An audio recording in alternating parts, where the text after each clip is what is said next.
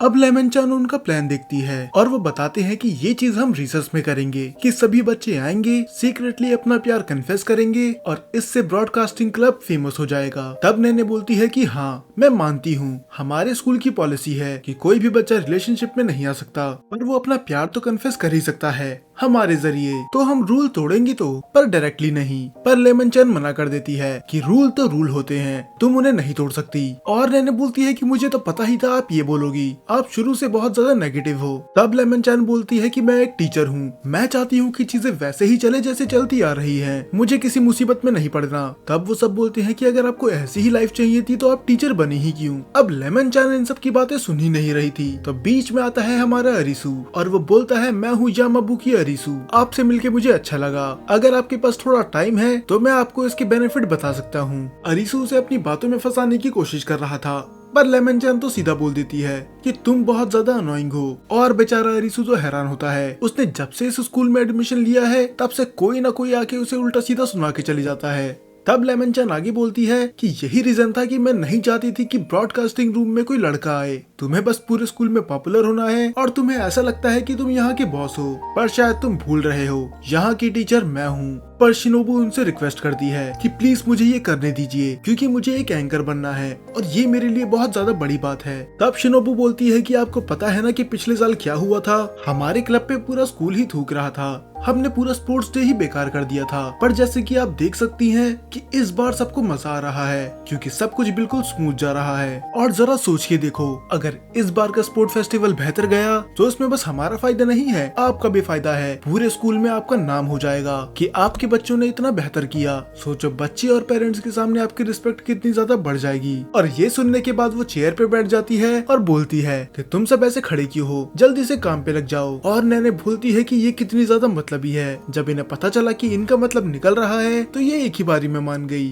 पर एक मुसीबत हटी तो दूसरी अपने आप आ गई। अब दिक्कत ये थी कि ये फ्लायर्स बांटेंगे कैसे। शिनोबू तो बोलती है कि ये उसे खिड़की से फेंक देंगे, पर लेमन मना कर देती है जरा बाहर देखो। और बाहर होते हैं उनके पीई टीचर जो सारे लड़कों और लड़कियों को अलग कर रहे होते हैं। इनका बस एक ही काम है कि कोई भी लड़का और लड़की साथ में ना आए। तब लेमन चान बोलती है कि अगर तुम फ्लायर्स यहाँ से फेंकोगी तो वो पक्का देख लेंगे और अगर गलती से भी उनके हाथ पे एक भी फ्लायर लग गया तो तुम्हारा पूरा प्लान चौपट हो जाएगा। तो अब ये लोगों के पास वो मैसेज पहुँचाए कैसे। तब नैने बोलती है कि हम ग्रुप में मैसेज क्यों नहीं कर देते, पर ये आइडिया बेकार था। रीगा बोलती है ऐसा करने से सभी बच्चों के पास वो मैसेज नहीं जाएगा क्योंकि हमारे पास सभी बच्चों का नंबर नहीं है। तब लेमन बोलती है कि उस सामेजिमा को मुझ पे छोड़ दो, मैं उसे डिस्ट्रैक्ट करूंगी और जब तक तुम फ्लायर्स उन्हें बांट देना और इसके बाद हम सब मेरा प्लान कंटिन्यू कर सकते हैं। तब नैने बोलती है कि आपका मतलब क्या है मेरा प्लान, ये प्लान शिनोबू का है और अभी 5 मिनट पहले आप इसी प्लान के अगेंस्ट थी। अब लेमन बाहर चली जाती है जहाँ पर सामाजी में सभी बच्चों को अलग कर रहा था।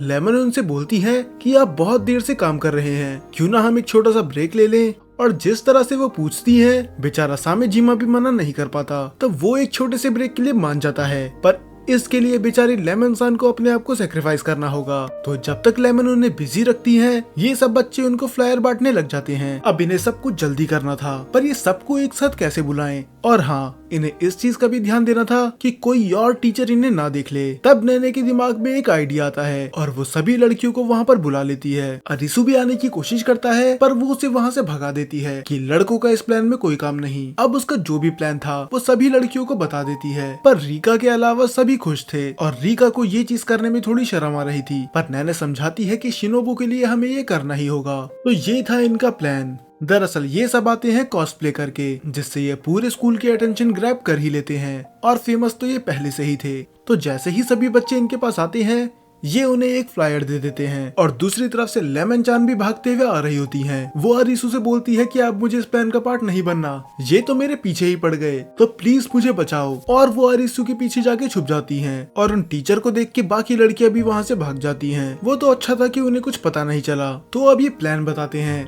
कि ये बच्चों की प्राइवेसी को बचाए कैसे। तो दरअसल ये करेंगे ऐसा, ये बच्चों को एक अंधेरे कमरे में रखेंगे जो एक एक करके ब्रॉडकास्टिंग रूम के बाहर जाएंगे और वायर्ड फोन से शिनोबू को मैसेज देंगे और शिनोबू उनका मैसेज पूरे स्कूल को सुनाएगी। तो इससे कभी पता नहीं चलेगा कि वो मैसेज किसने दिया था। अब लंच ब्रेक हो चुका था तो शिनोबू तैयार हो जाती है। वो बताना स्टार्ट करती है कि अब पूरे लंच ब्रेक में सभी बच्चे एक एक करके आ सकते हैं और हमें अपना सीक्रेट बता सकते हैं और कर सकते हैं उस लड़के या फिर लड़की को कन्फेस जिसे आप पसंद करते हैं। और ये सुन के सामाजी में बोलता है कि मेरे होते हुए ऐसा कुछ नहीं होगा, पर इससे पहले वो कुछ कर पाता। पीछे से फिर से आ जाती है लेमन सान और वो फिर से अपनी एक्टिंग करना चालू कर देती हैं और उनसे बोलती है लंच साथ में करने के लिए और वो भी मान जाता है। वो चाहती थी कि ये बच्चों से दूर ही रहे। तो अब ये चीज चालू हो चुकी थी। सबसे पहले आती है एक लड़की, वो अपना मैसेज दे देती है शिनोबू को और शिनोबू बोल देती है वो मैसेज पूरे स्कूल के सामने। वो बोलती है कि ये है पहला कन्फेशन और जो ये लड़की है वो मैसेज देना चाहती है शिंदोकुन को जो क्लास 2 में है। वो बताना चाहती है कि वो तुम्हें बहुत ज्यादा पसंद करती है। और ये सुन के तो बेचारे को खुद को ही यकीन नहीं होता, क्या कोई लड़की उसे भी पसंद करती है। तब वो मैसेज कंटिन्यू करती है जो उस लड़की ने दिया था और वो मैसेज होता है कि मैं तुम्हें तब से पसंद करती हूँ जब से हम पहली बार मिले थे और हम दोनों बहुत अच्छे दोस्त भी हैं। तो मैं जानती हूँ कि ये चीज तुम्हें भी पता है कि मैं कौन हूँ। तो मैं बस तुमसे एक ही चीज कहना चाहती हूँ कि मैं तुम्हें पसंद करती हूँ और अगर तुम भी मुझे पसंद करते हो तो तुम कुछ भी जवाब मत दो, बस अपनी जगह से खड़े हो जाओ। मैं समझ जाऊंगी कि तुम्हारा आंसर हाँ में है। और वो खड़ा हो जाता है और बाकी टीचरों को भी ये चीज थोड़ी अच्छी लगती है कि ये बहुत ज्यादा यूनिक कॉन्सेप्ट था, पर वो जानते थे कि ये सामाजी में नहीं होने देगा, वो इन्हें रुकवा ही देगा। पर अब इन सबको क्या पता कि वो भी प्यार में पड़ चुका है। अब ये कन्फेशन सुनने के बाद बाकी बच्चे भी बहुत ज्यादा मोटिवेट हो जाते हैं और वो सब बाहर की भीड़ देख के हैरान हो जाते हैं कि मुझे लगा नहीं था कि इतने लोग आ जाएंगे। अगर आपको लग रहा है कि इस रूम में अंधेरा क्यों है तो दरअसल इसकी एक वजह है ताकि बच्चों का चेहरा दिखे ना और वो खुल के कन्फेशन कर सके। अब कन्फेस करता है दूसरा लड़का एक लड़की को। वो उसे बताता है कि वो उसे कितने दिल से पसंद करता है, पर वो लड़की उसे रिजेक्ट कर देती है ये बोल के कि वो पहले से ही रिलेशनशिप में है। बेचारे का तो दिल ही टूट गया होगा। पर अच्छी चीज ये थी कि कोई भी उसका मजाक नहीं उड़ा पाएगा क्योंकि कोई जानता ही नहीं ये मैसेज किसकी तरफ से था। तो इससे बाकी बच्चे और ज्यादा मोटिवेट हो जाते हैं। इसका मतलब वो बिना किसी फेयर के अपने क्रश को कन्फेस कर सकते हैं। तब इको बोलती है बाकी बच्चों का तो ठीक है, पर क्या तुम्हें भी किसी को कन्फेस करना है या फिर कोई गलती माननी है जो तुम सामने नहीं बोल सकती। सभी लड़कियां पहले तो थोड़ा हिचकिचाती हैं, पर धीरे धीरे करके वो मान जाती हैं। और दरअसल तीनों ही एक ही लड़की के बारे में बात कर रहे थे। ऐसा नहीं है कि वो उसे लव कन्फेस कर रहे थे, दरअसल वो इस चीज के बारे में माफी मांगना चाहते थे कि अरीसू उनके ऊपर कितनी मेहनत करता है, तब भी ये सब मिलके उसे कितना सुनाते हैं और कभी उसके रिस्पेक्ट नहीं करते। तो अगर इन्हें कन्फेस करने का मौका मिला तो ये उससे माफी मांगना चाहेंगे। अब सब कुछ बहुत अच्छा जा रहा था, पर बेचारी शिनोबू की तो किस्मत ही खराब थी क्योंकि अब उसका माइक खराब हो जाता है और जब तक माइक काम नहीं करेगा तब तक वो बच्चों के पास मैसेज कैसे पहुंचाएगी। वो बेचारी तो रोने तक लग जाती है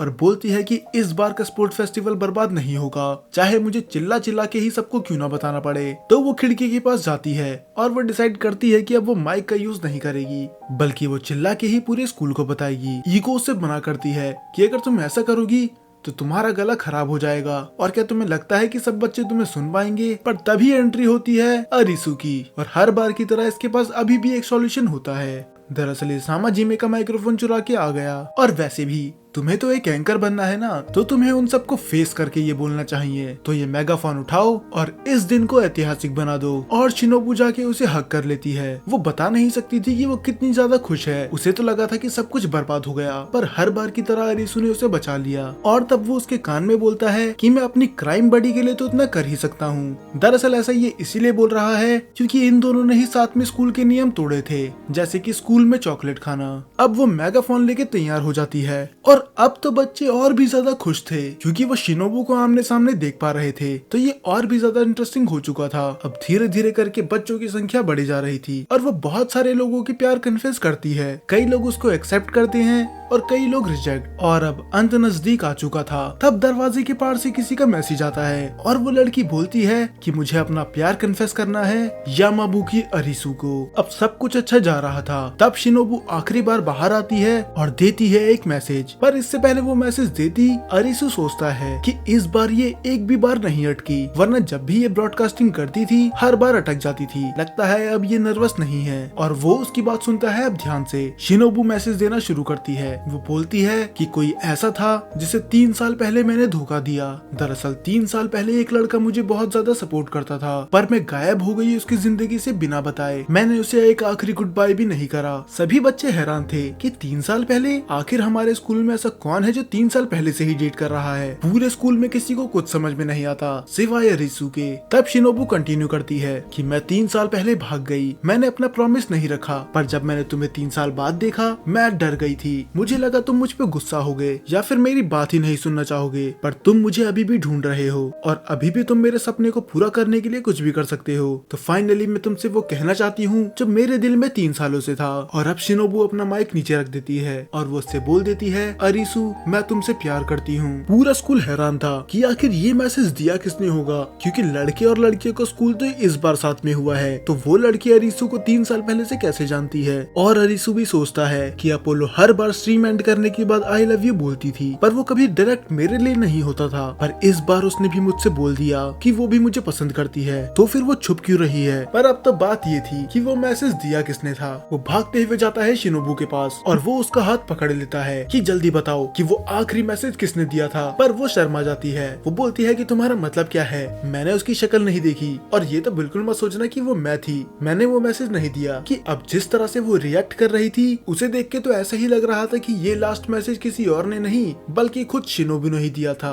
क्योंकि जिस तरह से उसने वो मैसेज कहा था ऐसा लग रहा था कि ये वो खुद कहना चाहती है। और अरिसु नोटिस करता है कि उसके हाथ भी कांप रहे हैं क्योंकि वो बहुत ज्यादा नर्वस है। तो वो डिसाइड करता है कि वो इस बात को अभी के लिए दबा के रखेगा क्योंकि वो उस पर प्रेशर बना रहा है। तब वो उसे मोटिवेट करने के लिए बोलता है कि मुझे माफ करना, वैसे भी मैं यहाँ पर ये चीज पूछने नहीं आया था, मैं बस ये बोलने आया था कि तुमने बहुत ज्यादा अच्छा करा, पूरे स्कूल को तुम्हारा ये शो बहुत ज्यादा पसंद आया। और शिनोबू उसे फिर से हग कर लेती है। अभी उन चारों लड़कियों में से बस एक शिनोबू ही एक ऐसी है जो अरिसु की रिस्पेक्ट खुल के करती है। अब स्पोर्ट फेस्टिवल खत्म हो चुका था और फाइनली लेमन चान भी अब फ्री हो चुकी थी, पर बेचारे अरिसु को पूरे ग्राउंड के चक्कर लगाने पड़ते हैं क्योंकि उसने मेगाफोन चुराया था। पर तभी अचानक से अपोलो की स्ट्रीम चालू हो जाती है और उसमें एक मैसेज मिलता है कि मुझे ब्रॉडकास्टिंग रूम में आके मिलो। और वो बिना सोचे समझे रूम की तरफ भाग जाता है और वो देखता है एक कप को जो स्ट्रिंग के साथ लगा हुआ था और दूसरी साइड से उसे आवाज आती है अपोलो की। तब वो उससे पूछता है